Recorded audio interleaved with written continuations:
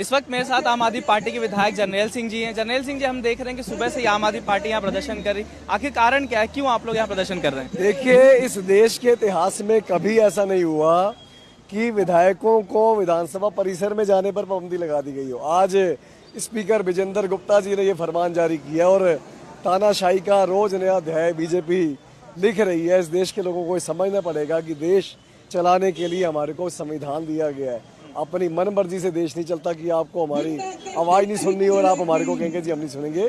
इस देश के अंदर चुनाव होते हैं, पक्ष होता है, विपक्ष होता है, तो सुनने की पेशेंस रखनी चाहिए। विधानसभा अध्यक्ष विजेंद्र गुप्ता जी को ये याद करना चाहिए कि वो तो टेबलों पे चल के टेबलों पे खड़े हो जाते थे, तब भी कभी ऐसा नहीं किया कि विधानसभा परिसर के अंदर घुसने पर पाबंदी लगा दी गई हो। तो थोड़ी पेशेंस रखें, विपक्ष को सुनने का दम रखें, हिम्मत रखें, हम तो यही कहना चाहते हैं। क्या कारण बताया गया, क्या रूल दिखाया गया आपको एंट्री करने से रोकने से? कोई ऐसा कानून है ही नहीं, कोई ऐसा कानून बताया ही नहीं गया। पुलिस वालों से पूछो तो वो वर्बल ही कह रहे हैं जी हमें तो ऑर्डर है, तानाशाह विजेंद्र गुप्ता जी की ऑर्डर है।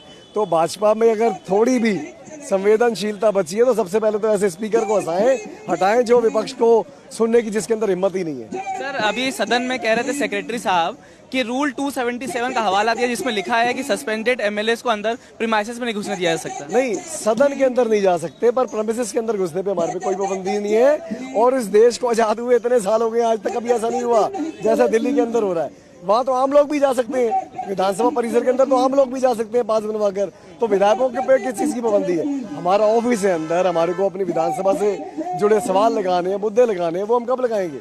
आज चुनाव था डिप्टी स्पीकर का, हमने उसमें भी पार्टिसिपेट करना था, पर ये सब चीज़ें तो तानाशाही की एक लिमिट क्रॉस हो चुकी है। ये देश संविधान से चलता था और संविधान से चलेगा और हम अपने हक की आवाज़ उठाते रहेंगे। जरनैल सिंह जी, आपने कहा डिप्टी स्पीकर, लेकिन आम आदमी पार्टी ने कोई आवेदन तो नहीं दिया क्योंकि निर्विरोध चुने जा रहे हैं मोहन सिंह बिस्ट। नहीं, पर विपक्ष को बोलने का तो हक होता है, दुनिया भर की चर्चाएं हो रही हैं। आप तो 3 विधायक थे, हमने तो तब भी ऐसा नहीं किया, हम तो 22 हैं। आप तो उसके बाद 8 विधायक थे, हमने तब भी ऐसा नहीं किया, हम तो फिर उससे 3 गुने हैं।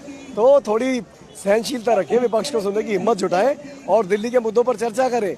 जो वादा किया था दिल्ली के लोगों से कि पहली कैबिनेट की बैठक में मोदी जी ने वादा किया था 2500 रुपये महिलाओं को जो मिलने हैं वो योजना पास कर देंगे, उसमें जवाब देना, जवाब है ही नहीं। तो इनको विपक्ष को बाहर कर दो, ये आसान रास्ता है। सर, एक आखिरी सवाल, बीजेपी कह रही है कि कैग रिपोर्ट की वजह से आप लोग हंगामा कर रहे थे, इसलिए आपको सस्पेंड किया गया है। नहीं तो हम उसमें पार्टिसिपेट कराओ ना हमको, हम भी अपनी बात रखे। इतने बड़े बड़े बवंडर मचा रखे थे, क्या निकला कैग की रिपोर्ट में? कैग की रिपोर्ट में तो घोटाला निकला ही नहीं कोई।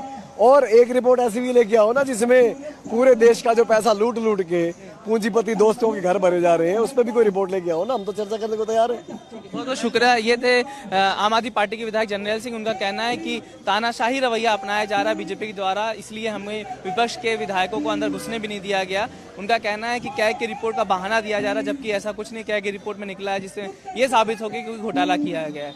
कैमरा पर्सन जयवीर के साथ मैं अश्विनी कुमार, NDTV इंडिया के लिए।